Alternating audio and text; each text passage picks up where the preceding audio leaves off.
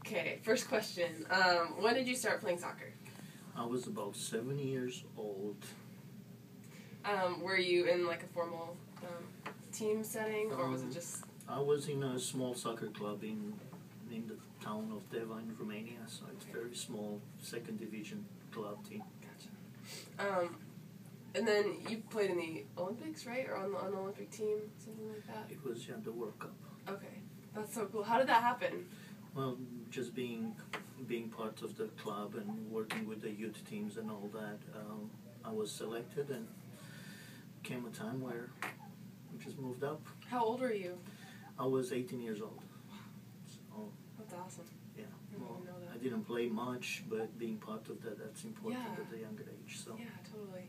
And then after that, after the World Cup? Well, I came to the States. My parents decided to come down to U.S. and... What made them decide to come?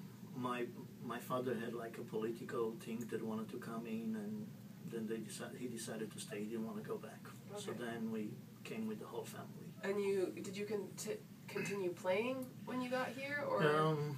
It was probably after a while, after about a year and a half, when I started playing, because in 1991 when I came to the States there was no professional soccer or anything like that, so it took a while too. And then when you started playing again, where did you play? It was a semi-pro league called USISL, and that was before the MLS came. So that's where we played with the Texas Lightning and Texas Toros and the Rattlers. So there were about 6 semi-pro teams here in Dallas at the time. Okay. And then how did you end up getting connected with FC Dallas? Well, with FC Dallas, the way I got connected is through a friend of mine that we played together semi-pro, and then when just about 6 years ago is when I decided to merge. I merged my club, my youth club, with the FC Dallas. Okay, cool. So. And then in terms of leadership, what's probably the most difficult situation you've had to deal with in leadership?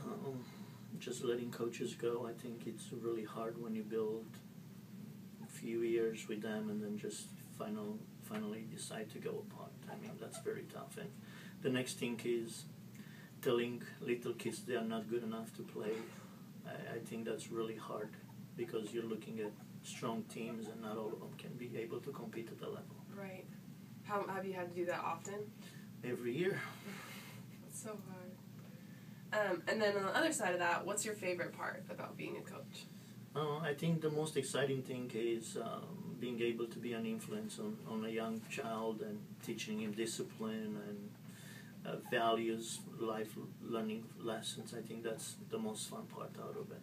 Is there any specific kid that you can think of that's been like one of your most rewarding situations, I guess? No, I think I have quite a few that comes to mind, and knowing that they are playing or got a chance to play in Division I in NCAA by experience and discipline and hard work. I mean, that's rewarding and that's fun.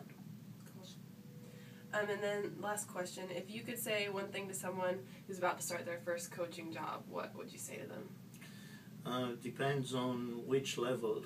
Youth and anywhere else, I think the most important thing is to be patient and just to love them. If you just do it from anything else, then it is not going to be fun. But if you love them and you care for them, I think as a coach, I think you got to have that. If you don't, you're in the wrong business. Awesome. Thanks. Oh, you're welcome.